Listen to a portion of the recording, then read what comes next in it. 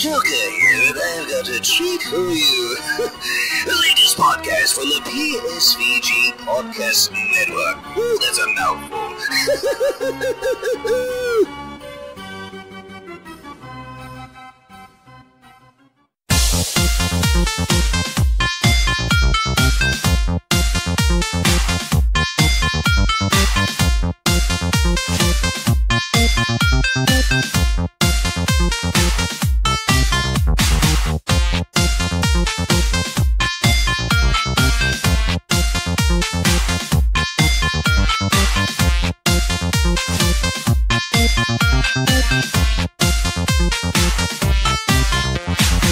Hello, everyone, and welcome to another special edition of PSVG, the official podcast to play some video games and the entire PSVG podcast network as a whole. It is I, your host, Kevin, as always. But with me tonight, we wanted to talk a little bit about our overall experience with MomoCon at 2018. So, of course, I had to bring our Johnny on the spot, if you will. Mr. Donnie Reese, how are we doing, sir?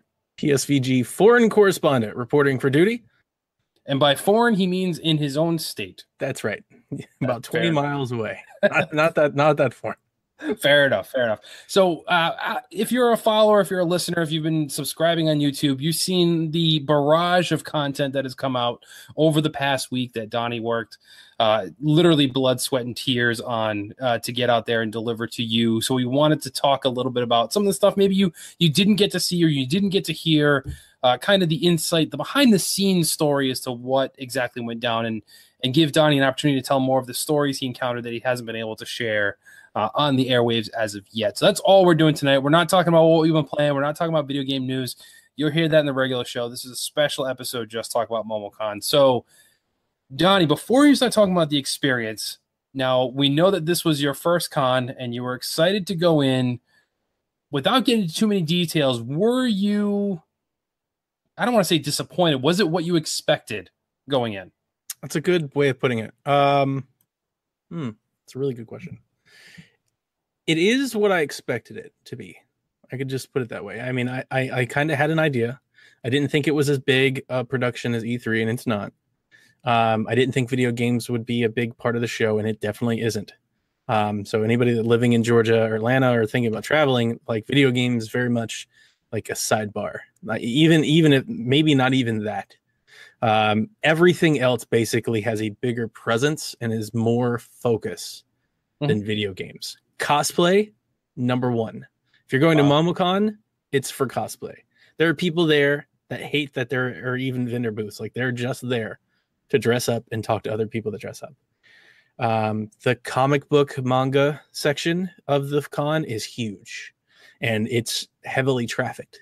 There's a lot of that going on. And then the competitions, which I wouldn't fall under like the reason of video games that I was there. I barely hung out in the video game competition areas, actually in a separate suite across the way. I visited and I took some pictures, and like, because I've never really seen one in person, like on a professional stage, because they had professionals, a $5,000 grand prize for the Smash winner, I think. So yeah, the video games were very much a very small part. I met most of the games that were on display my first day there in just a couple hours. So to give you any, yeah. And there were only a couple that had maybe more than one TV to play on. So, okay. So yeah, definitely small con. I mean, we knew that going in that it was going to be a small con. We just weren't fully aware as to how small or how large it really was going to be until you got in there. So that's good to know. So going to your first day, since you brought it up, then we know day one was really kind of like the half, baby introduction into the con day, where you're going to go in, you're going to grab your passes and really start the next day is what the original plan was. So that didn't quite happen. We know that much. So what exactly happened on day one when you went to go get your press passes and stuff? Yeah. So I was actually scheduled. We'll get into that in a little bit. I actually had a couple panels that I wanted to try and get in. Most notably on the first day, that Friday, they had a Georgia indie developers panel that I wanted to go to. Like, I wanted to see who from my state is like here being represented. I thought that'd be cool. They also had a horror video game panel, like just all these kinds of tones and themes about horror games and whatnot. So the problem was the Georgia developer one started at 4, and I couldn't get away from the office until about 4:30. So I knew I was going to be late, if at all. So I thought to myself, I'll go there, I'll get my badge, because I've been to other like professional conferences, like work conferences, and I kind of do this every time. Go get my stuff, get all registered and all that, and then walk around. So tomorrow when I come here to work, I know where I'm going, and I know where everything is. Sure. And that kind of spiraled out of control because I got down to the floor and I immediately got directed to where the video games were. And I just started really kind of having a blast. Friday was cool because there wasn't as many people there. Right. It was probably like maybe a third of the audience that was there on Saturday. So it was easier to talk to people. It wasn't as loud. It was easier to just have one-on-one conversations with folks. And play games. I was able to just kind of play, and I was actually amazed at how fast I got through everything. I got through almost everything in the indie showcase in about 3 hours at least. Nice. Like in like a 10-minute play session, like maybe like just a quick grab. I did tell the Shack story where we actually met a Nintendo Shack listener, a community manager for the game Everspace. Which is nuts from Rockford. That is nuts. That was absolutely a nuts story, and it was a crazy story, and that put me on an incredible high. And that experience kind of, I don't know, it made me feel very comfortable because then all of a sudden I started, hey, can I take your picture? And hey, can I go over here? And hey, what's over here? And I started to I guess get into it, get acclimated. So Friday was a blast. I didn't want to leave when I ended up leaving, and I actually didn't do anything. The torture story that I have from Friday was, our Twitter handle is PSVG. That's so easy, right? PSVG. Yeah. So I when I went in there, I was like, anybody we just network with, I'm sure they have signups, or I'll just tell them, hey, follow us, message us on PSVG. Nobody wants to hear that. Everybody wants a business card. It blew my mind how everybody wants a business card, because having a professional office job, I have business cards, and I hate even handing those out. I typically try to hook up with people elsewhere, like LinkedIn or something. But no, everybody's like, hey, do you have a card? Do you have a card? And I was like, oh, man, because I didn't have cards. Yeah. So I come home. I'm about an hour from the city. So I get home about, it's like 8:45. And I called my Office Depot, and I'm like, hey, I need business cards like right away. And the cheapest that they said was like $10 for like 250 of them. And I was like, I know you guys close at 10. I know you guys normally do this on a 1-day notice. If I buy them right now, like this very moment, can you print me as many as you can before you leave? I won't keep you there after you're supposed to leave. And that's not what I'm asking you to do. I don't care if you can only print 30 of them. I'll buy 30 of them. Just print whatever you can, and I'll come get some. And the nice girl said, absolutely. So I had already had them designed on my computer. And I rushed to the store. I submitted my order before I left, and I get there, and she goes, the order never came through. Oh. So I'm there like 10 minutes before they close, and she's like, there's nothing I can do. So she goes, if you can do it in the store, they have a code that just like gets it directly to her. So I had to redo it on my phone. And let's just say, long story short, they weren't that great. Right. But she did get me 100 of them. So I was able at least to have something to get out the next day. Is great, but that was a lesson learned for any future cons, to make sure I've got good business cards ahead of time. So yeah, that was my bad. We were kind of going over everything to expect in a con, and that one slipped my mind entirely because I've only been on the side of witnessing the press dealing with different celebrities and figures, but not actually being a member of the press on one of these. So I didn't think of that, and I didn't see many people hand out business cards except for people who worked for the celebrities. Like, oh, here's my card if you want to try and book us for something else. Like one of those scenarios, not so much press handing it out. So that wasn't common. But once you mentioned that to me, you messaged me and said like, hey, FYI. And I was like, that makes sense. But it didn't even occur to me. It was interesting. I want to say maybe it's either that it's low key or maybe the tech in the building isn't, like the internet isn't that great, because everybody had a fishbowl like with cards. And it was like, everything was very like low key in terms of presentation. There weren't like big, there were no like stand lights or anything like that. There were no strobes or anything going on like that. Everything was just like a table and a TV. So, but yeah, once we got them, now Caroline's designed us new cards. Yeah, and they're pretty awesome. So we'll have better cards. Yes. That definitely works. So, all right. So you got tied up. You played a whole bunch of games that day one, that's awesome that you went there. I mean, knowing the Conway, that first day is always the easiest to get through. Not always is every guest or exhibitionist there at that point, that first day one, but you seem to got pretty lucky and you were able to tear through a lot of stuff. So that's awesome. So what games did you see that you absolutely love that you wanted to kind of talk a little bit about and kind of express what you experienced that you haven't been able to? Sure. So I did play every game in the indie showcase for the most part, outside of a couple that I had known about. So like, for example, Mutant Football League was in the indie showcase. I've known about that game for a long time. It's on Xbox, sure. It's on Steam, I think it's on PlayStation. Yeah, Josh has it. Josh has played it. So I didn't play that game. I was like that, and that one really doesn't count. Sorry, guys.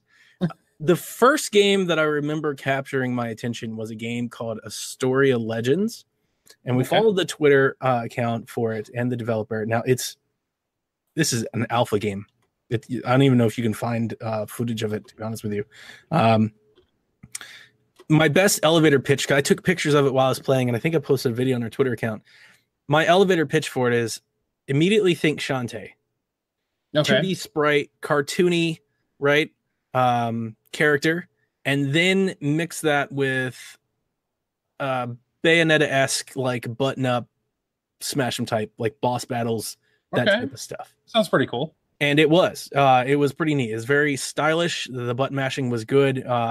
We even talked because he was there. He's like, I'm homegrown. I work at Tech, Georgia Tech. And he's like, I'm doing this because this is what I want to do for a living.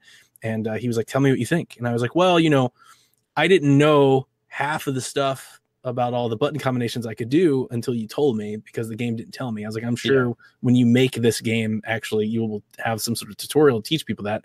I was like, but outside of that, actually, for it being an alpha, because you know how I feel about early access stuff. For this game, really, it was basically a build of a boss battle. But for this basically just being a slice, it was actually extremely polished. And he said he tried really hard. He told me, he's like, I didn't want people to think that it was a demo, or that it was like, because it is a vertical slice, but he's like, this piece of the game is done. He's like, we've done everything we can to this slice to make it ready. And I was like, it started, and I'll kind of come back to this theme, because I started going down this path as I talked to all these people, interviewed them. It's really hard to be a successful video game maker. Yeah. And it's really hard. And I'm not even saying, I'm not trying to make the statement that like all video games should be successful. It's just, as I started to talk to every one of these folks individually, I really started to understand, like, man, these people work on this thing for a year, 2 years. They've got side jobs, and like they're banking on it. And, it's sad because as a video gamer who plays so many games, I'm sitting there, I'm like, nobody's ever going to see this game. Right. Yeah. They'll either never get discovered, or it'll never get finished, or it'll never get published. Like, there's just so many hoops. It's hard. It's really hard.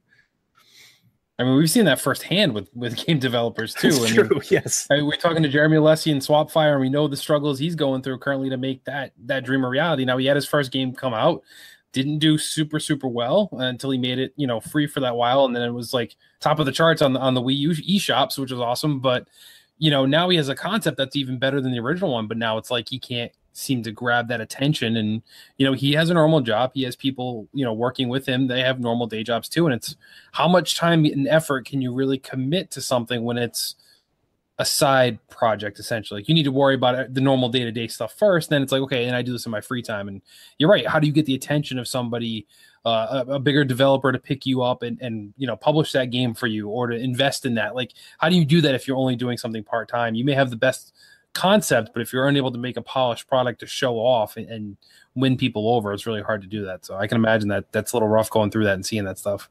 Yeah, because everybody kind of fell into that category outside of a couple. First, let me pause for cause here. Can you hear my wife vacuuming? Do I need to tell her to stop? No, I just heard your phone ding. Okay, she's like right over my head and it's bothering me. So here's what I will tell you. Everybody on that show floor, for the most part, is chasing the Overwatch money.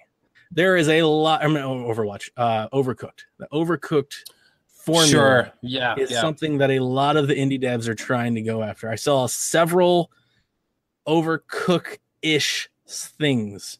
The first one that I saw that I actually really enjoyed, and I actually think if it ever got some time to cook and marinate in a publisher, I think they're onto something. It's a good formula, and it's called Mowing and Throwing. And you play as garden gnomes, where you mow the grass and you throw. I don't even remember what you throw anymore. It's like water balloons or plant seeds or something like that. So it's a turf battle. It's like Splatoon turf war, right? What you're trying to do is you're trying to own the turf, but the gnomes can't walk through the grass. So you cut the grass with the lawnmower, but you throw the seeds and the grass grows back up. And it's just this chaotic 2-on-2 team battle for a turf war set in this little square. And, there's like things in it that you've got to like kids' toys and stuff that you've got to go through and whatnot. It's colorful. It's cartoony. It looks like Runner 3 or Runner 2 in style. And like I said, it's just wacky. Like, what was the name again? Gnome and what? Mowing and throwing. Mowing and throwing. Okay, I want to see if I can find anything on this. Mowing and throwing. So it sounds kind of cool because you're right. It sounds like very. There's actually. Oh, it's on Steam already. So yep. Let's see here. That was a cool game. It was cool because on the show floor it had an immediate advantage because the matches were so short and you played in groups of 2 or 4. The line moved fast and people had a lot of fun and they came in and out. So a lot of people came back to I watched 4 or 5 matches that first day. And on Saturday, I think I played 4 or 5 of my own. It was one of those things where as you walked by, you'd just hop in for a match and you'd play it and you'd shake hands and walk away again. And the people were super. And then honestly, that's another thing I should have said about the con in general. Con people, for the most part, are extremely, extremely nice. Yeah. I ran into a couple personalities that I think we'd all expect if we put a bunch of video gamers together. I found a few people that knew everything about everything, and I found a couple people that were just off. But for the most part, everybody was super friendly, and everybody, we were all there because we were all passionate about similar things, and everybody kind of wanted to celebrate that. And it made playing games with strangers better than it should be. It was way better than anything that I did just on, if I ever played online, just, random go at it or something like that. So, and Mowing and Throwing was one of those. That was a really good one. It was a fun game. I'm looking at, it comes out. So it's listed on Steam right now, but it releases July 2018. So looks like it's pretty much done and just ironing some things out. But yeah, I'm watching a video right now. It does look like a lot of fun. You said very much Overcooked. The art is very cool. So it's almost like Overcooked meets Plants vs. Zombies in a way because of the whole yard aspect. So that's pretty cool. Adam Leonard's in the chat right now. He wants to know how the body odor was out there. There was some of that. Oh, man, I took a video that I didn't post. Honestly, just because I didn't feel like it was right. But the autograph line. So the way the autographs worked was, I'll come back to the autograph line. But in the autograph line, there was a guy in full garb cosplay who brought a wheeling cooler bag thing that had amps in it, and it was just thumping techno music. And at 9 a.m, we're all waiting, and he's sitting there. And the video I got was really good, actually. It would have been a great gift because everybody's standing still. It's early, their folks have got coffee and stuff, and he's standing there. I can't remember what he's wearing. It was like some suit of armor or whatnot, and he had a mask, and he's just sitting there, and he's just like, and he's not paying any attention to anybody else. He's just thumping music, and it's not like a boombox. I'm telling you, he had an amp in there, it was loud. It was like a studio speaker, something a DJ would carry. I was like, dude, why do they even let people in there with that stuff? I've seen it. Turn that off. And there were more than a couple people, and that made getting audio from the show floor really hard because you'd be sitting there talking to somebody, and somebody walks by you with some amp and just blasting music, and it just drowned everything out. So yeah, that was an interesting experience. The body odor was definitely there, especially in some of the lines. Some of the lines you get real close to folks, and you got a lot of glitter, a lot of heavy materials people are wearing. So some of that's going on. Another game that I really liked, especially from the look of it, it's called Projection.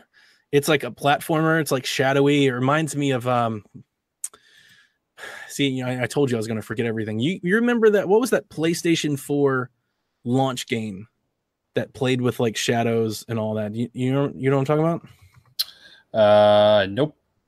Okay, but I'm watching the video. Projection First Light.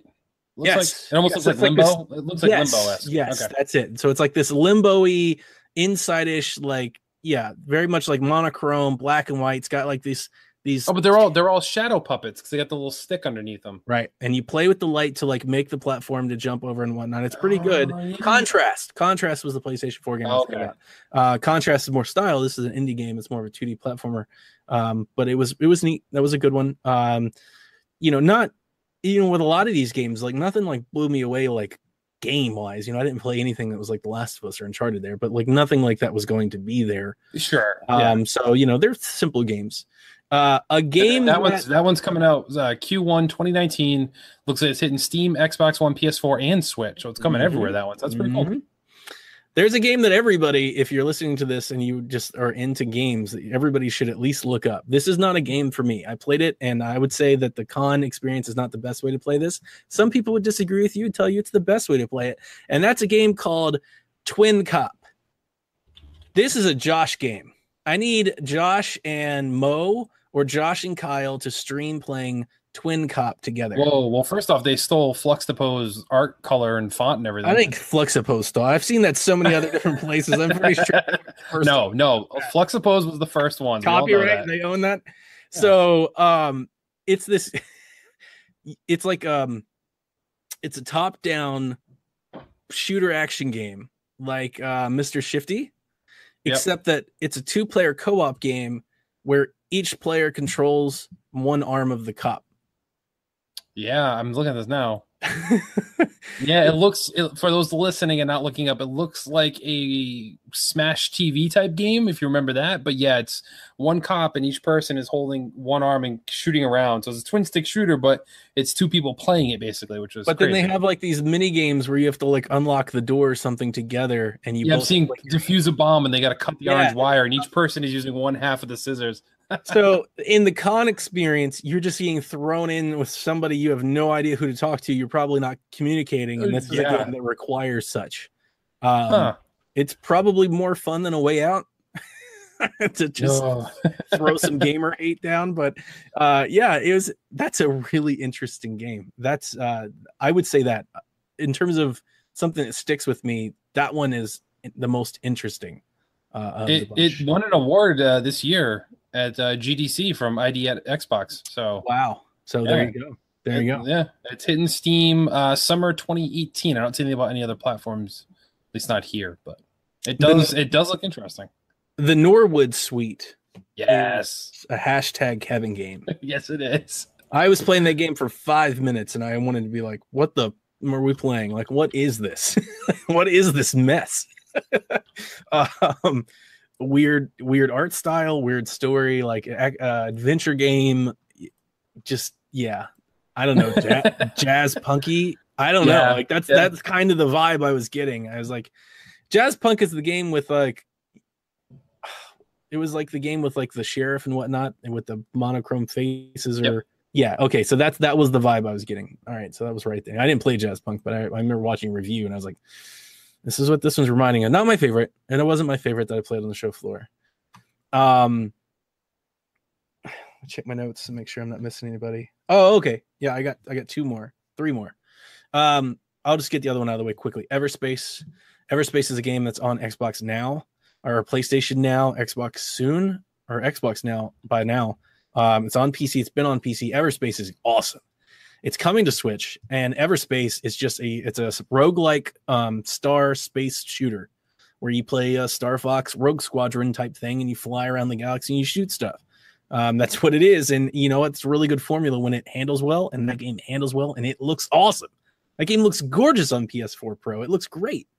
It is on Xbox Now for those looking. So PC, PS4, Xbox right now, coming to Switch. And of all the games I played, in my mind, that was the best one, and it does look so good. It didn't win anything, and I think it's because it's like done, and has a developer and whatnot. Like I pretty much, I think all of the award winners went to like up and comers, spotlight needing folks, not a game that's already on stores. But that was like the best game. Oh yeah, this looks amazing. Yeah. When it comes to Switch, any Switch owner should probably buy it, just to fill the void. It looks like the Star Fox game we deserve that we don't currently have. It was one of the first things I said to Eric when I started playing it.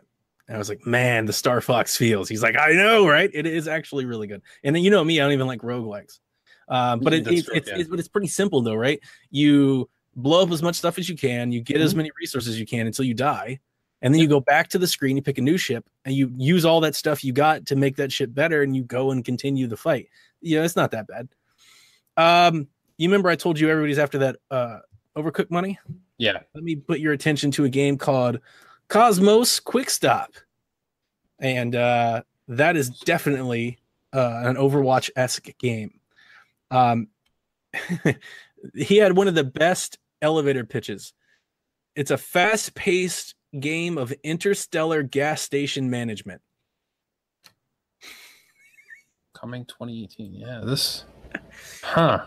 I'm not even certain if he was there with his wife. He was there with a girl. She's at least his development partner. I want to say they were husband and wife, maybe brother and sister. I don't know. I didn't ask, but they were really cute together, and I got to play their game, and they did an interview, and they answered all of our questions. It's an interesting game. It is Overcooked, except instead of cooking stuff, you just have so you're in a space station. The space station has all these bays that people can dock to all around you. And as people dock, they need things like they need oxygen, they need fuel. Somebody tears up the bathroom, you got to go clean it, and you got to fix the vending machine, and you got mutants run around, and you just got to keep doing it. It's constantly all these bells and whistles are going off, and you constantly have to do it. I did let them know the control scheme wasn't my favorite. I don't think it was communicated to the player in the demo how to control. And then even some of the controls I just didn't think were intuitive. I was one of those players, as somebody who's played a lot of video games, I'm sure you understand.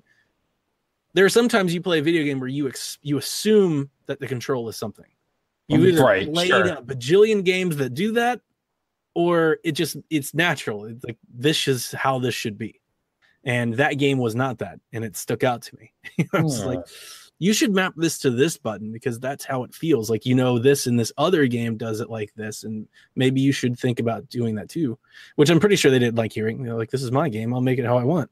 No, yeah. I mean, the art is pretty cool. It looks very fun, and you're right. They are husband and wife. Okay. Ian and Aaron. Yep. And there's one other person. It's a very small development team. Big Sur Games. Looks like it's 3 people and their cats. They drove from Chicago, I think. Ooh. Wow. It was either Indiana or Illinois, I think, to do MomoCon. And they were there all day for 3 days, and they let everybody play it. That was an interesting little game. Putting their hustle pretty cool. They're trying, man. That was one of those folks I was telling, just talking to them about the landscape of games. And, they were this is our 8th con this year, and we're hoping to get to Canada. These people are, all of these folks. I mean, these folks didn't just show up from Atlanta and turn on a system. These folks, this is their life. They put everything they have into this.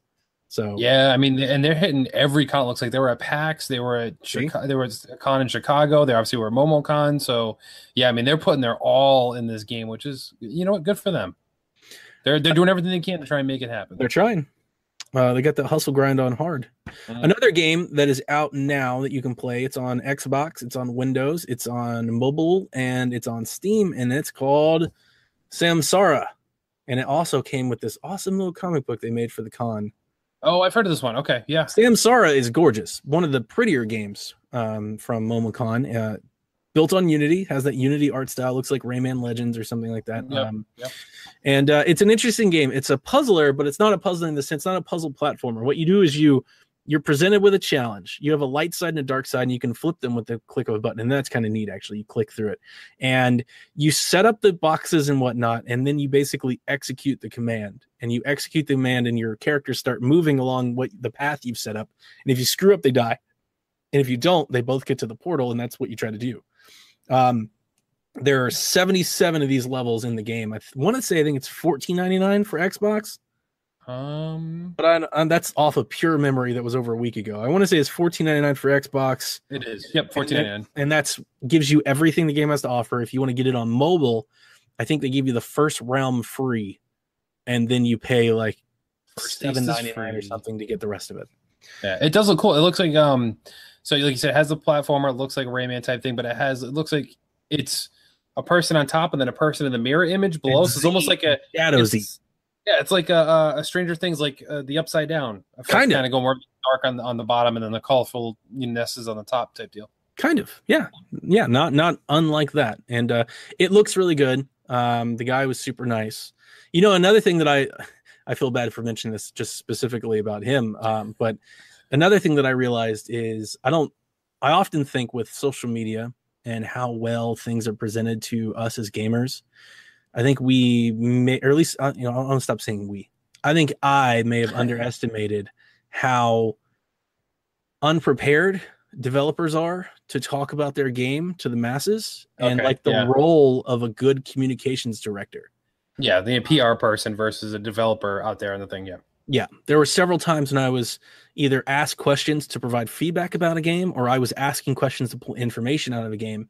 And it was not that it was bad. Nothing was bad. Everybody was super friendly, but I definitely noticed like a lack of polish, or at least a lack of like having the right notes. I noticed in several cases that like if somebody brought their wife or their partner, that like maybe they would hop in and get in like the quick hits. It's just, you notice there's press speak, and then there's dev speak. You're talking to a developer. He's talking about like how hard it was to make like, this thing move. And it's like, as a gamer, as a player, honestly, a lot of people don't really care. Like they want to like, how many levels on it? How long does it take? Like bullet, high marks. And he was definitely one of them. You could tell he doesn't talk to the public much. Yeah. But he answered all of our questions. He was really good. To share a con story, if I get off of just talking about video games for a moment, I did witness one thing that it really bothered me, and he and I talked about it a little bit, and he told me he appreciated it. I was waiting in line to play Samsara when I saw two other press members.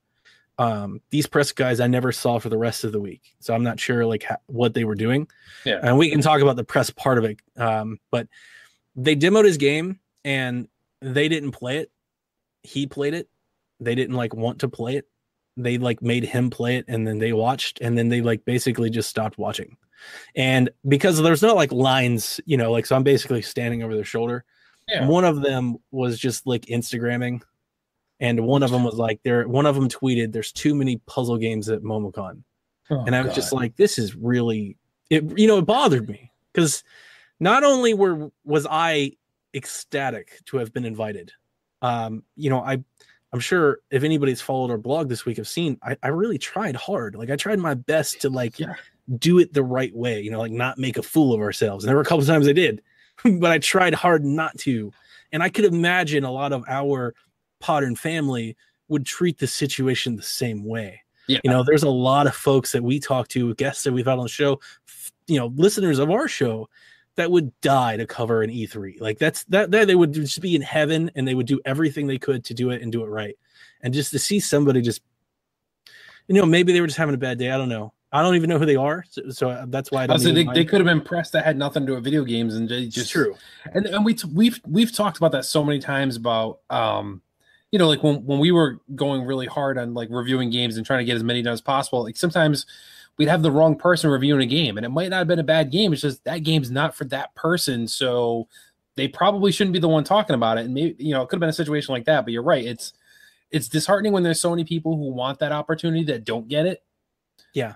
And then to see somebody else squander it like that with just, the negativity and being like, like I'm sure there's games you played that you're like, this is okay. Yeah. You would never be like, you suck, because guess what, Donnie? I would, you can't do it. So no. I would play it. And I did. It was funny because the reason I bring up the story, what makes it a story, I guess, is that's how he and I got started talking. I sit down, he starts playing. I'm like, because at first I was like, are we not allowed to play? And he's like, no, you can play. And he's like, but they didn't. I was like, I'm not with them. It's like, no, I would like to play the game. Tell me about your game. I was like, my name's Donnie. What's your name? And I can't remember his name now. We did an interview. I think it's Frank. And he goes, yeah. And I was like, so where are you from? And it's New Zealand. And I was like, how big's your studio? And I started, and you could tell, and this will be a recurring theme that we'll come back to, but he told me, he was like, you're the only one asking these questions. And I can't tell you how many times I got told by like the Quick Stop, these folks, Cosmos Quick Stop, you're the only person here doing interviews. Eric, you're the only person here recording. Samsara, Frank, you're the only ones asking me these questions all day. And I don't mean to, I definitely, anybody that's listening to the show, please, I'm not trying to sound like I was doing something better than anybody else. I'm bringing it up because I was shocked that I kind of felt like I was in the minority of the people that were doing it. Yes, I mean when you're there as press, your job is to cover the material, not just to walk around, try a game, never talk to the person, walk away like that. People who are attending the con can do that if they so choose. But as a member of the quote unquote press, like it is your responsibility because you're labeled as press to do it some sort of justice and do your due diligence. I'm in full agreement with you. It makes no sense to do anything less. Yeah. So when I was working with Renee, one of the things she'd mentioned was how prepared I was, and I was like, well, I'm here because I'm here to give you coverage. Right. Like I'm here to get people looking at your event. That's why you gave me this pass, right? And she's like, yeah, I am. And she's just like, not everybody does that. And I was like, how does that? Everybody should be required to do that. No, I would think so. You would think so. Or either that, or you make sure they're definitely stricken from the list for next year. Like, well, these guys aren't coming back. Like, I don't know. When we get into the interview part, there were tons of press there. So like the names had press, and there were actually I met a couple podcasts, one in Athens that was great. And they told me that they got a Comic-Con invite last year that they only gave them one pass. And they said, show us what you'll do with it. And then we'll let you know if you can come to MomoCon. So there was some of that going on. Maybe we just didn't qualify. So fair enough. All right. So does that cover all the games you want to talk about? Yeah. All right. So let's talk about some of the fun stuff now. So you got a chance to meet and get some autographs and some photos with some folks there. And I don't think I've ever seen you so happy, literally ever. So let's talk about some of the people you met at the con. Can we take a minute? Stuff. I've been actually wanting to do this. I've been saving it as much as I can in the chat. Can we take a moment and just talk about Gochi Suda 51? Yes, please. Because here's the thing. There isn't many games that Kevin and I share an agreeing opinion on or a passion. There are not many styles of games, developers of games. There's a lot of time you and I are opposed to one another. Like, I don't think your favorite Zelda game is not my favorite Zelda game. One of my favorite Mario games you hate. Like, we're just not there together. And when it was announced about a week before, and I showed up in the chat, and I was like, oh my God, Suda 51 is coming. You were like, what? Yes. I was like, you never see him. And it kind of dawned on me because we haven't had a Suda 51 game that in PSVG's small existence, we've never had the opportunity to talk about it. So let's get some of the fun stuff out of the way. By the way, everybody that listens to the show, Suda 51 is not Wario 64. The Wario 64 Twitter account has a picture of Suda. And I feel bad because I tweeted, hey everybody, I'm hanging out with Wario 64, and I tagged him. That was a joke. Right.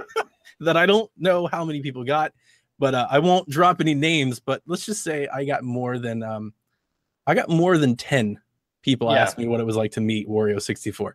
And that was a little weird.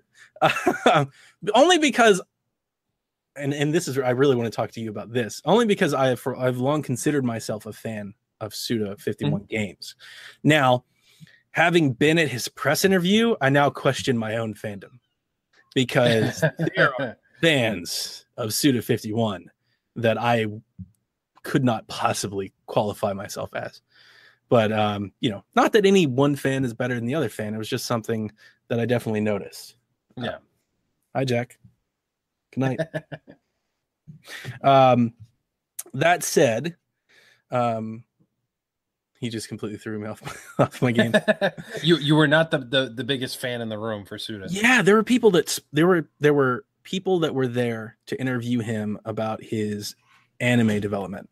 Yeah, because his movies and his anime stuff that would take you out of the realm. And, there for sure. And I didn't do any of that. And there were people there that interviewed him in Japanese, not like Japanese people, not even people from Japan, Americans that just interviewed him in Japanese. There are people that knew about like cross things, like, and I've often, you've heard me say this before. I often feel like sometimes we get too close to developers and it kind of builds that fanboyism and you just get like a brand loyalty. My thing with Suda is just his games. Like my only real tie to him are the video games that he's made that I've played that I've enjoyed. And, this kind of came up in the Discord this week because when I made the joke about the Wario 64 stuff, Devin, I think rightfully so, reminded us that Suda 51 is not He's not a household name in video gaming. He's a niche guy. Yeah, he definitely is. He's not a Miyamoto. He's not a Kojima, right? Right, exactly. And I do think maybe if I could, the way that I kind of thought about it in my head is we probably share the affinity for Suda because we're both Nintendo fans. And Suda is kind of Nintendo's Kojima. And there's a lot of parallels. They're both wacky, weird dudes. Like they wacky, weird stuff. Suda makes way wackier, weirder stuff than Kojima, but they're both way, way out there. I also think there's probably something there because, Suda he's done stuff with like Mikami, right? And like, Resident Evil and all that stuff. Like they all kind of come from the same era, the same thing. So like my introduction to Suda really comes from my following video games, like Game Informer and stuff like that, and learning about him. And then like my affinity for games like Clock Tower, which is like from Human Entertainment, and Fire Pro Wrestling, which is from Human Entertainment, where he got started. Now, I did have a story that I wanted to share. My first real introduction to like who Suda was, came from my cousin whose name was Susan. And Susie is about 13 or 15 years older than me. And when I lived with my aunt, she lived next door, and I would go to her house because she was kind of like, she was like the I don't know, the grunge anti-hero. She was the cool cousin that I had, and I kind of looked up to her, and I was a little young. She had a PlayStation that played Japanese games. And this is how I was introduced to games like Suikoden and Final Fantasy, and I would watch her play them. I never played them, but I would watch her play them and her boyfriend, and they were just like super cool. They wore metal beads and they had like heavy metal shirts. They were, it was just like this experience that I had as like a preteen, that I had never really met anybody that were doing things like this. So I would say they were very influential, long story short. And they introduced me to a game called The Silver Case, and I watched them play it, which is like this noir adventure game. It's not even, I don't even know if it's a good game. Like if I would tell other, I don't even know if I'd recommend it. But it's crazy. It's this crazy style. And they were let me tell you about, Suda. And, I remember like reading magazine articles about Suda. And then when I started to start forming my own opinions of games, and when I got a GameCube, right, with the Capcom, was it the Capcom 5 that became the 4, right? And Killer 7. And that was like my first, and I was like, dude, Killer 7 is awesome. It's this grindhouse Tarantino assassin killer game. It's got these awesome art style. It looks amazing. And back on the GameCube, it blew games away. Like Joe looked awesome. And those art styles are so good that it still looks good today, even, not remastered. And we have the remaster on the way. And like, that's exciting. And then as mentioning that Nintendo appeal that we both have, I remember following Suda like in Game Informer and, on websites. What was the game that he did? Come on. He did a Fatal Frame game for Wii in Japan. And I remember on forums, because this is like 2007, so I just got out of high school. So this is me in forums, and I'm like, oh, it's totally going to come over here. The other Fatal Frame game, I can't wait, Suda, and it never came. No. So anyway, what I'm trying to say is Suda's a cool character. And I guess I get a lot of that from pulp culture because, watching IGN, watching GameStop, he'd come by and they'd be like, guys, Suda's in the house. So I already had like this impression like, oh man, he's a big deal. So I started following his games like that, especially the Nintendo thing. No More Heroes, man. I was there day 1, No More Heroes. And I was there day 2, No More Heroes 2. Like I was there first day for both those games. And I love Travis Touchdown, the character. Now in the interview, there were people talking about Travis Touchdown's, motivations as a character and the themes of, I'm not that. I in his interview, let's just say I felt inadequate. I was like, man, I don't like this guy nearly as much as some other people do. But it was amazing to have met him. And then, a lot of people know him from Lollipop Chainsaw. Right. And, and he did announce that Killer 7's getting remastered on Steam coming this fall. Mm-hmm. I will tell you, if you haven't watched or listened to our interview with Suda, he said Switch no less than 50 times. The dude was saying Switch every moment he could get. He was talking about how he had dev kits when it was the NX, how Nintendo brought him in. Nintendo. Yeah. sought out Suda and said, no, we need you on the launch of this system. Please bring back Travis Touchdown. That's why we have Travis Strikes Again. Like they want it. And I think that means a lot to him. From listening to his interviews and the MomoCon press conference, you can tell he gets excited when he talks about it. His face kind of lights up. And I can't wait because, Killer 7 is going to come. I asked him about the silver case. For those that may not know, it was ported to PlayStation 4 in HD. I asked him if it would come to Switch. He said he'd love to bring it to Switch. So that might be another one that's coming. And Kevin, just for this interview, I bought Shadows of the Damned on Xbox One backwards compatibility. Oh, I was wondering what that was. So if you want to go play that game, it is in your library. Have you ever played that game? No, that one I have not. So that's all right. So Shadows of the Damned is not good. I don't care. I'm gonna play that. But it's Shinji Mikami and Suda together. So they did this game together. Suda wrote it. It's I remember the box art. Okay, I'm looking at the box art right now. Okay. It's a Shinji game like style. So you played The Evil Within, right? Yep. That's Mikami's game. Yep. There's a lot of Resident Evil and The Evil within this style. Like it's an over the shoulder shooter, and then it's got everything that I think gamers in today's culture hate about video games.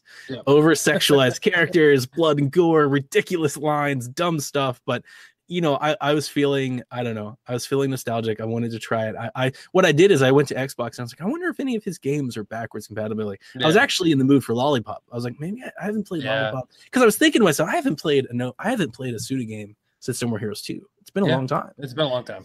And so I wanted to get Lollipop Chainsaw is not up there, but Killer's Dead is backwards compatible. Oh, okay. So I may look for a cheap copy of that, like a used, or if it goes on sale soon or something like that. Yeah.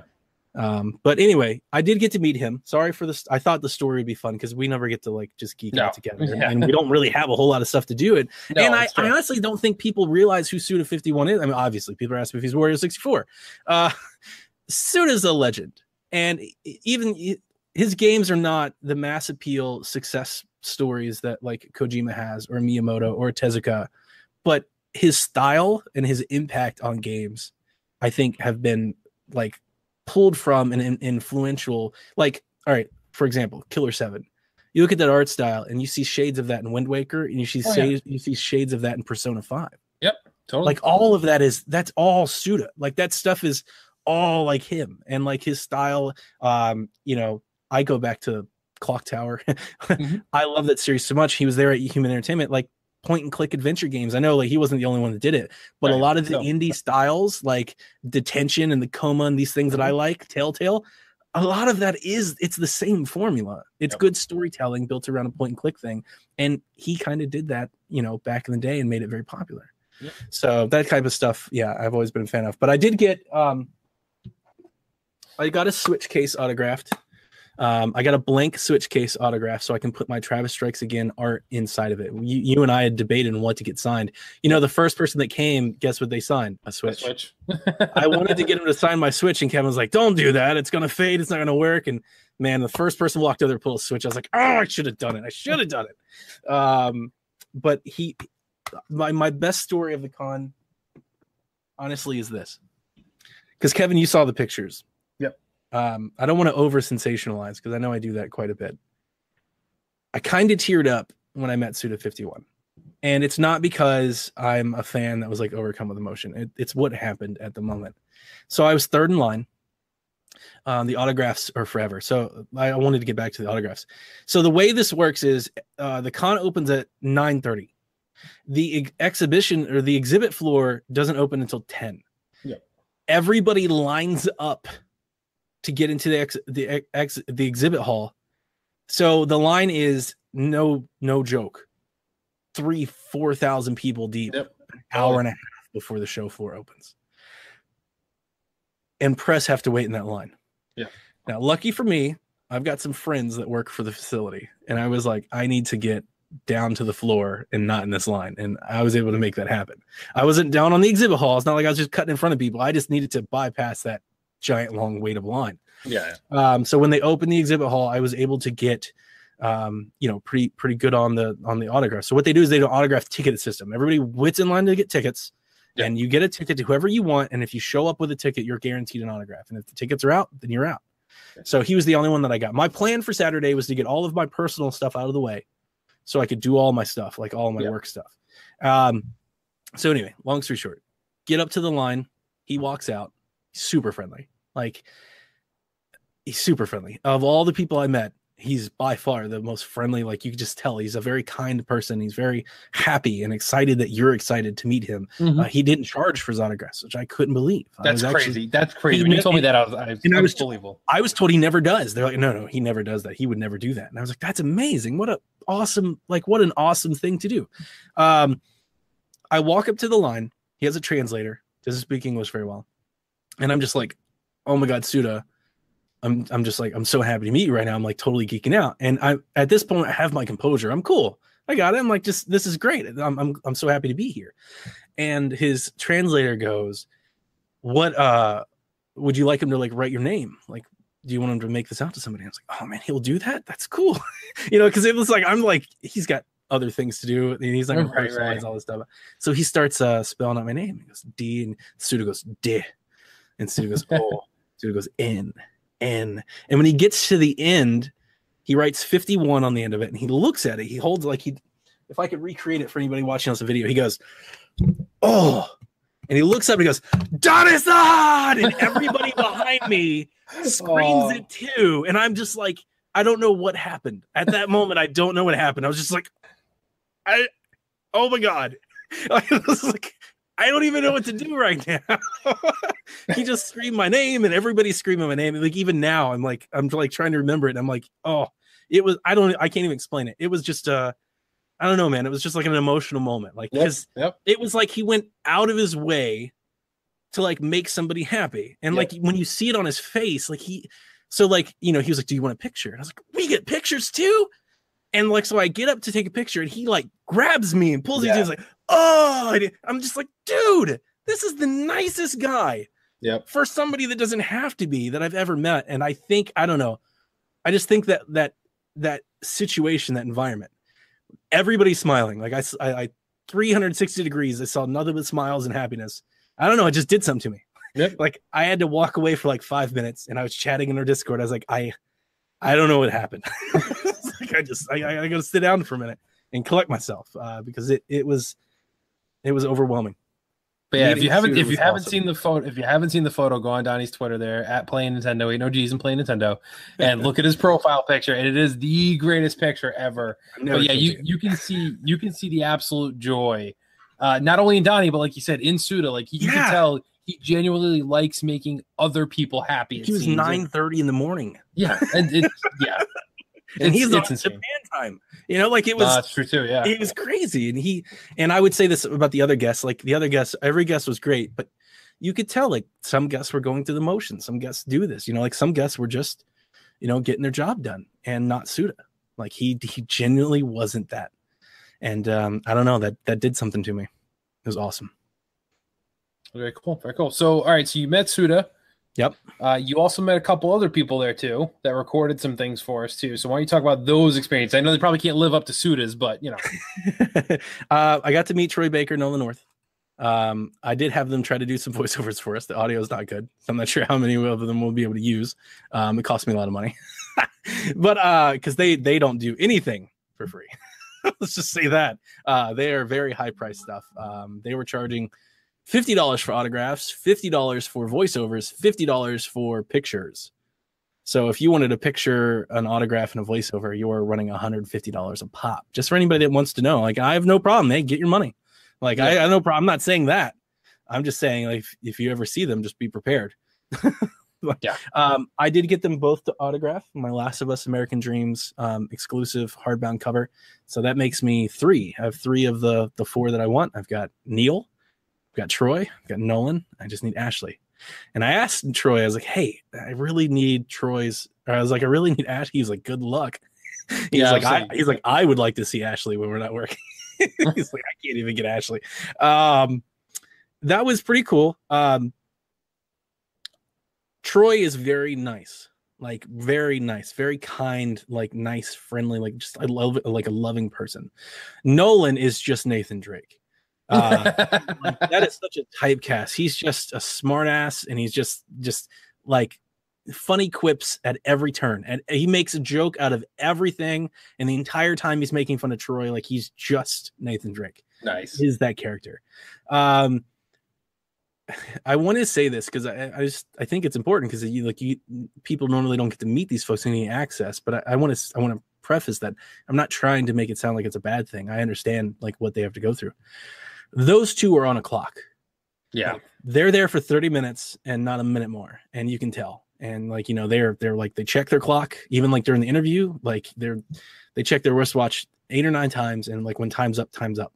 And I'm not sure if they got to go or whatnot. They have other things to do. I mean, they were there for all 3 days, but not every guest was like that, but again, they were the show. So like, they drew a crowd. So I understand. But it was apparent. And I just, it's an observation that other folks may not make. Interviewing them was amazing.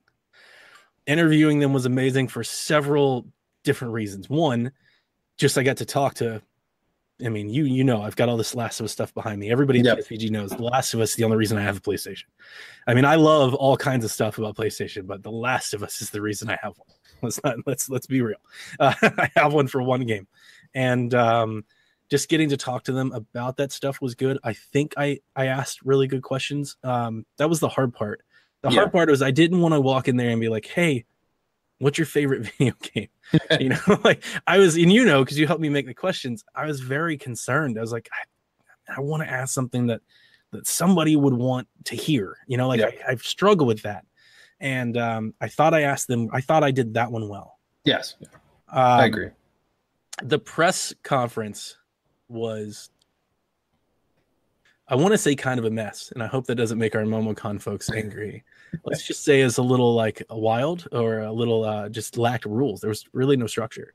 So the way they set it up was they would schedule people to come in, and you could just be there. And if you were there, you could ask some questions. If you weren't, you weren't. So the first day I started watching, and there was like nobody there, which was awesome, because if you wanted to talk to somebody, it was cool. But I started asking on the third day, I was like, how many press badges do you have out?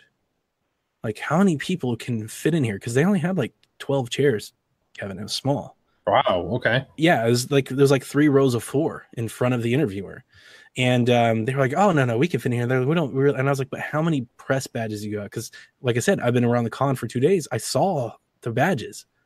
I saw a lot of people. I saw 12. I was like, "How many people are actually here with badges? How many of the badges you hand out?" They would never give me a number.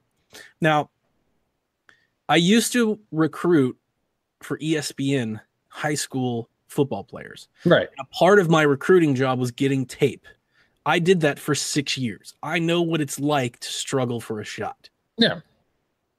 That was going through my head the entire day Sunday. I was like, I got to get that shot. I'm so bad. Like, there's such an opportunity for me, like just personally, because I'm such a big fan of both these guys, for the blog, because it's probably never going to happen again.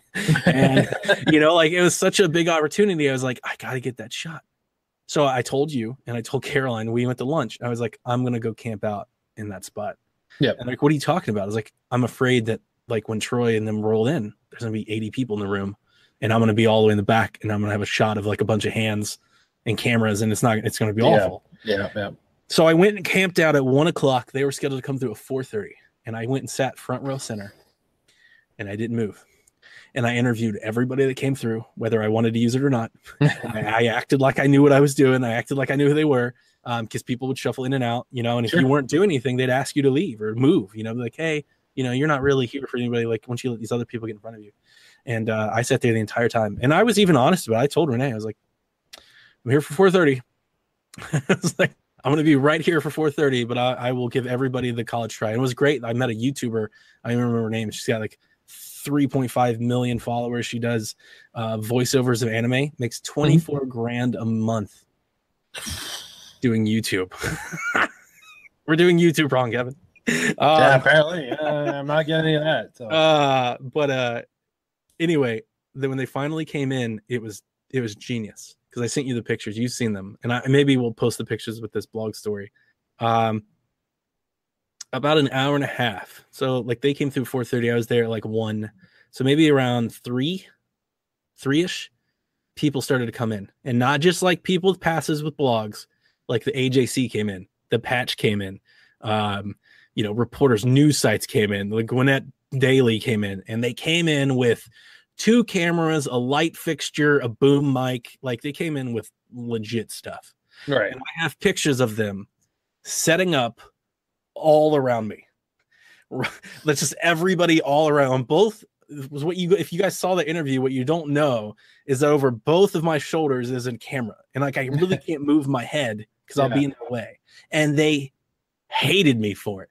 They were super upset that I sat there. They even asked me to move, and I refused. I was like, no, I'm part of the press too.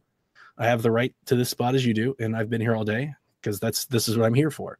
I'm here to get this shot because like I said, the former scout in me knew that when they answered questions, if they looked right at us, like that means everything for the video. Yep, totally. And I got question number 1 because I was front row center. Yep. And they look right at me, and it looks like a conversation. Yes. And I just thought it was awesome.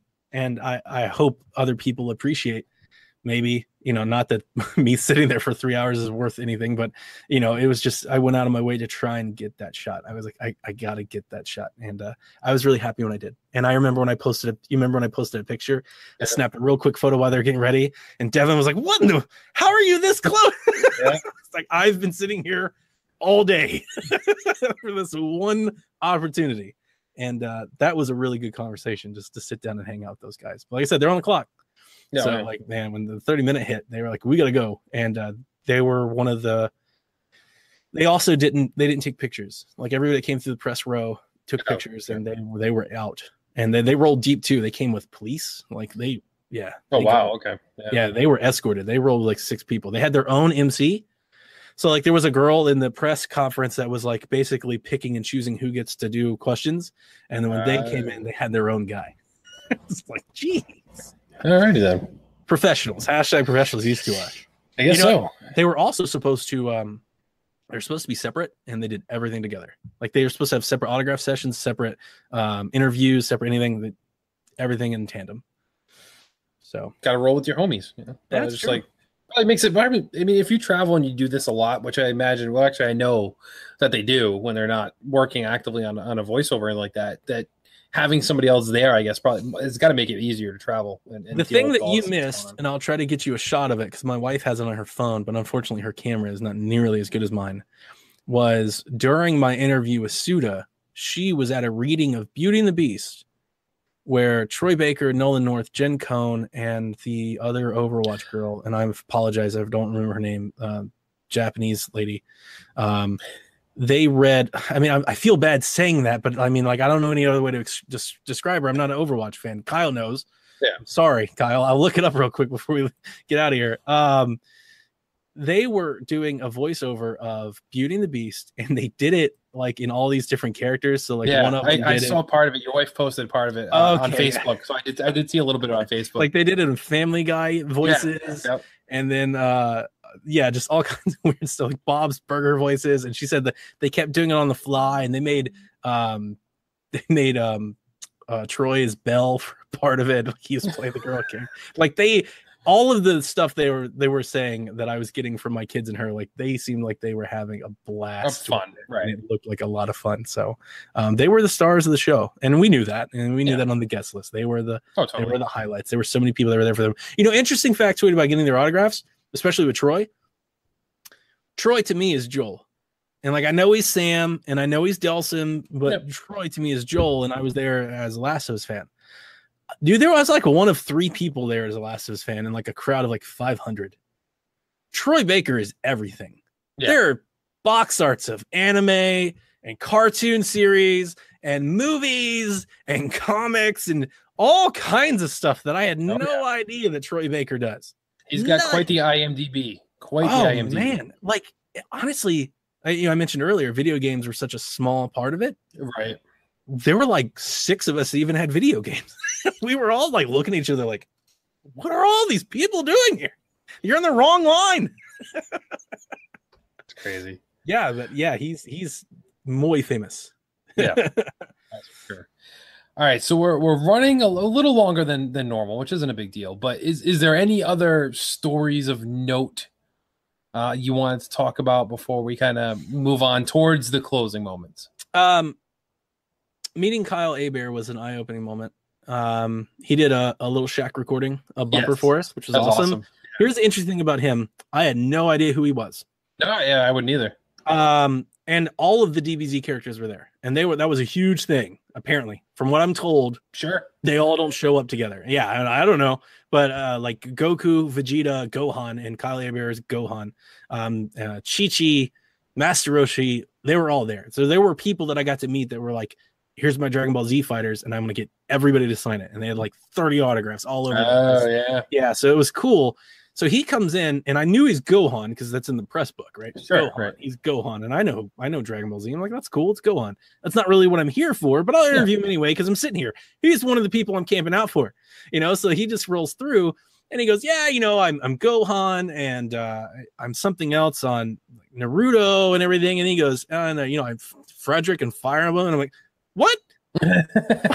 Like my head immediately picks up. Excuse me, Frederick and Fire Emblem, and obviously everybody that was interviewing had nothing but DBZ characters. Oh, of course. Saw the video thing. One of the press members came dressed up as Cell. Yeah. And asked him if he thought he could beat him again.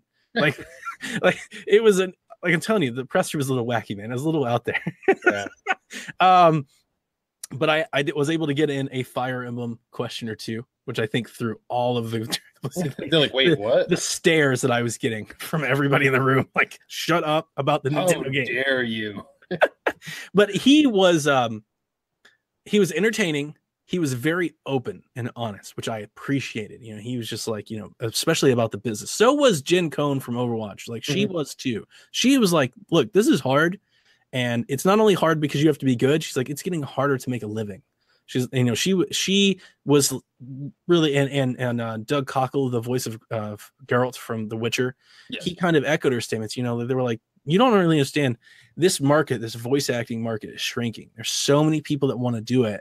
And there's so many people that will do it for free or next to nothing just to do it. But there's really no incentive. You got to be amazing. You've got to be Troy Baker that you can command, your time. My time is worth this to you because I'm the best in the biz. If you're not at that level, then like you're losing time to like celebrities that are coming in, John Hamm and stuff like this coming in doing voiceovers. Yeah, they were like, it's not really our main job. Like it's becoming more and more like our secondary job. We have other things to do, which I thought was very interesting because, I think a lot of people look at that and like, I would love to do that, Nathan. Yeah, Nathan. He's also trying to do stuff. You start hearing about it and you're like, man, that sounds really, really hard. So he was very open and honest about that. And he was just like, Kyle Hebert just had like a really cool vibe. You could tell he was comfortable with the room, comfortable with the con, just super open and honest. There was no press speak with him, and there was no like fabrication. Sure.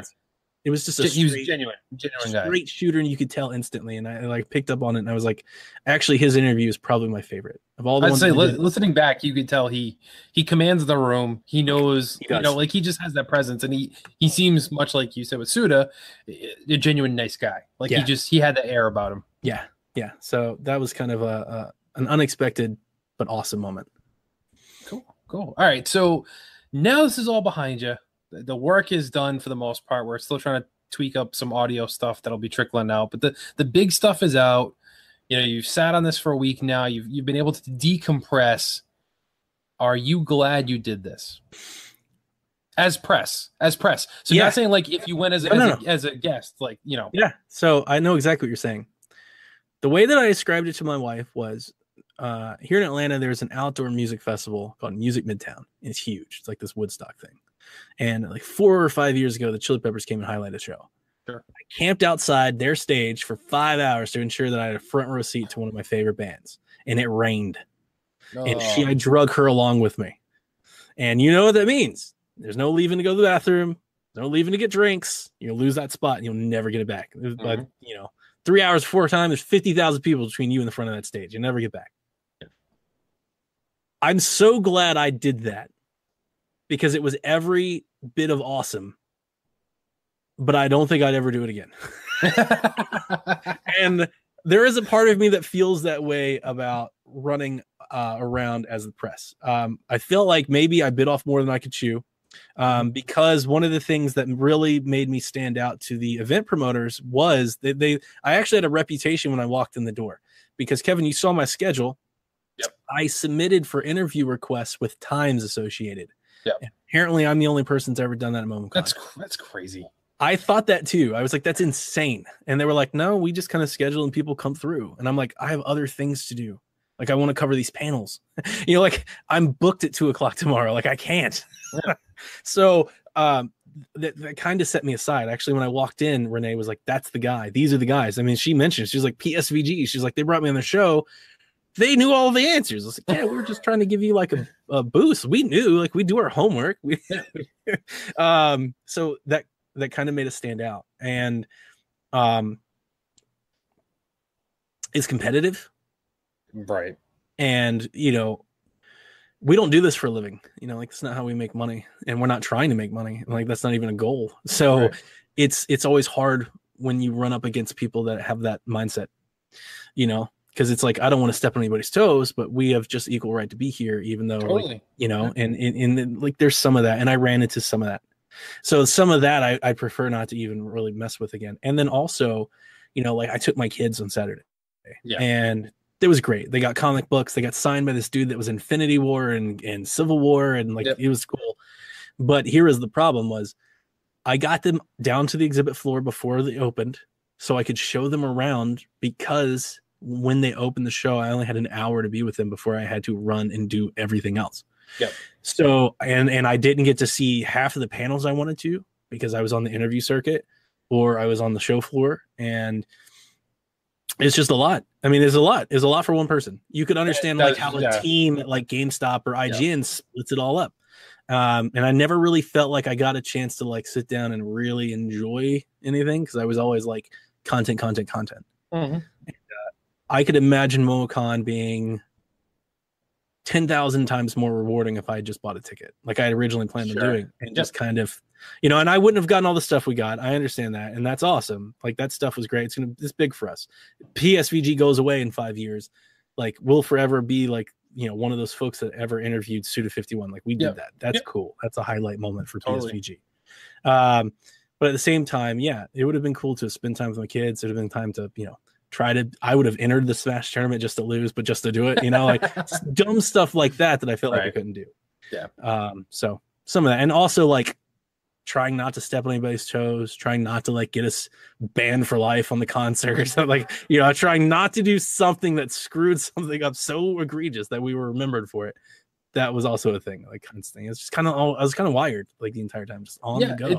It's tough, because I mean, you gotta remember, like, this was not only Donnie's first con, this was his first press con. So like, your introduction to a con was like, hey, you're working this. And it's not easy. That was what I was going to ask, is would you do it again? But you already answered that one. And my thought process is we do want to do more of these. I think, we're reaching out to some other conventions, and we'd love to obviously do like a PAX or something like that, where it's a little more geared towards our wheelhouse. But I think the biggest thing we learned is, like you said, business cards is important. Our audio, ways of capturing audio needs to be reevaluated. And then I think the other biggest thing is to not travel alone. It's dangerous to go alone. Take this, Donnie. Or, there was a part of me that's like, having known everything I know having known everything that I do now, I could have just cut that schedule in half and probably ended up with somewhere around the same output. Right. Sure. Yeah. And I probably could have got a couple of those, panels in and stuff, because I was actually genuinely interested in about half of them. They were really cool. Like, some of that stuff was really cool. And here's the funny thing for anybody that's coming to MomoCon, they'll all be back. Apparently, I think Troy and Nolan have committed for next year. Suda's committed for next year. Like, they'll all be back.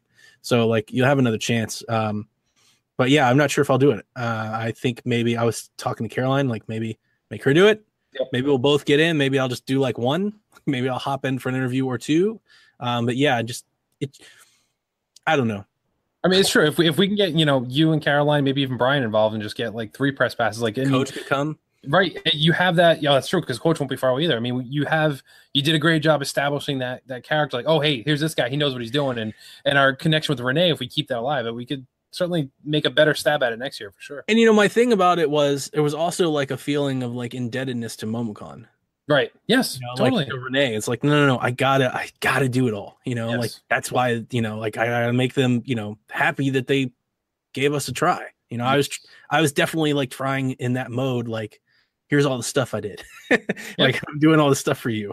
I tried hard. But yeah, I mean, yeah. So as I say, because all of our other podcasts would love to do it and they'd love to work and they'd probably work harder than I did.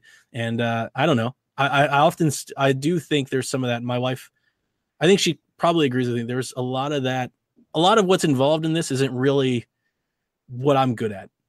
You know, so in a lot of ways, this was me kind of getting out of my comfort zone a little because it's not really, you know, my forte. Like, let's go to a hall full of thousands of people. You stand around and just socialize with strangers. It's not really my thing. Sure. You know. So, but it was fun. It was fun. And a lot of it was, you know, even some of the socializing, some of the pictures I took waiting in lines, talking to folks was really, really great. I had to meet so many people are doing so much of the same stuff. The amount of people that have YouTubes and podcasts, like everybody. It's not even press anymore. It's just people. Now you're just people that come to the exhibit are doing it. So it's cool.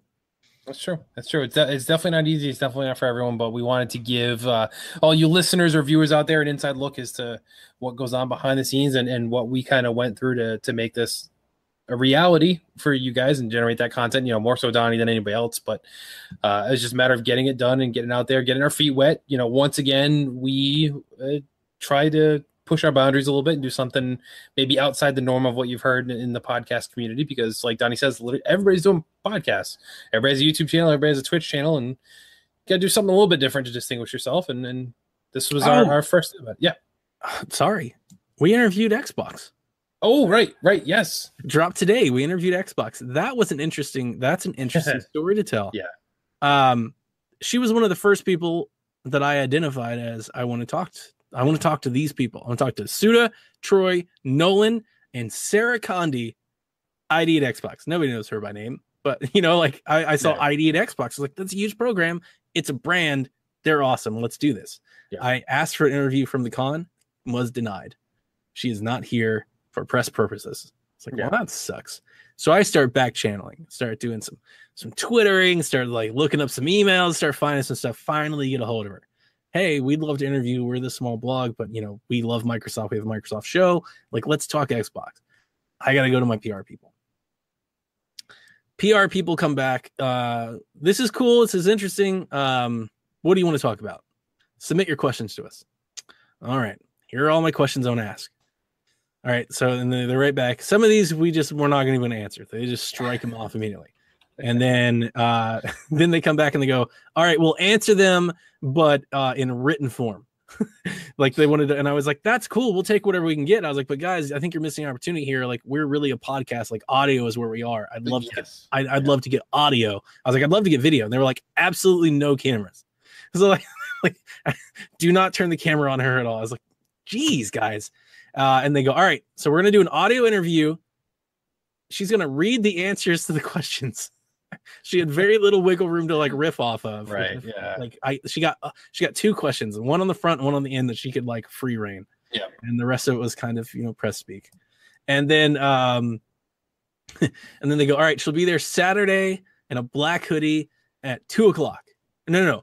I'm sorry. Saturday, black hoodie at 7:00. Go find her here at this location. Fantastic. I'm like, I'll take what we can get. This is gonna be cool because she's a cool. Like, if you don't follow her, Sarah Cat Condi on Twitter, she's actually really cool. She's a cool girl. So I'm hanging out and everything, and I just finished the Suda interview. Just finished 3 minutes after, like, he's still in the room. Yeah, he's still there. And no. I get an email. Hey, we completely forgot. She is totally unavailable at that time. If you want this interview, you got to get to her. You got 10 minutes. Same location and space. So I go, I'm looking. I can't find her anywhere. My wife looking. I'm like, what in the world? She emails me. She's like, hey, I'm over here. And I go, well, these people told me you're over here with a black hoodie. And she's like, I'm actually over here in a purple shirt. and it's just like, man, I understand. Microsoft is huge. They don't want anybody saying anything to anybody, but man, don't put people at cons then. Like, you're kind of breaking the whole thing with all of this. So, but I fought hard for that one. That was that 8 minutes of audio interview. Yeah, right. 4 days of trying. I know, right? It's crazy. And she was cool. The unrecorded before and after hangout with Sarah was awesome. Fair enough. We'll have to get Nathan to have you on the show to talk about it. Hear that, Nathan? Nathan. Anyway, we're stepping on Sean Capri territory right there now. So let's move on here. So yes, check out all the content. Everything is out there for the most part. Hit up the YouTube channel. You'll see it there. PSVG.blog. You can find it there. And obviously all the audio stuff is in our feed. So just hit that up as well. Check out what you want to see. Let us know what you like, what you didn't like, what you think you want to see next time if we're able to get our feed into some of these conventions and see what happens on there. Donnie, where can people find you? On Twitter at Playing Nintendo. And over there in the Discord, which the links are on our podcast page and our blog at psvg.blog. Yes, join the Discord because we have a lot of fun there. And there's a lot of people in our Discord, and we kind of talk about all sorts of things. And it's fun. It's fun. Join the community. We love that. We love the interaction. That's one of our favorite parts. So you can find me on the Twitterverse at PSVGKevin. Follow the podcast at PSVG if you're not already. And I think that wraps up our coverage for MomoCon. So thank you all for listening. And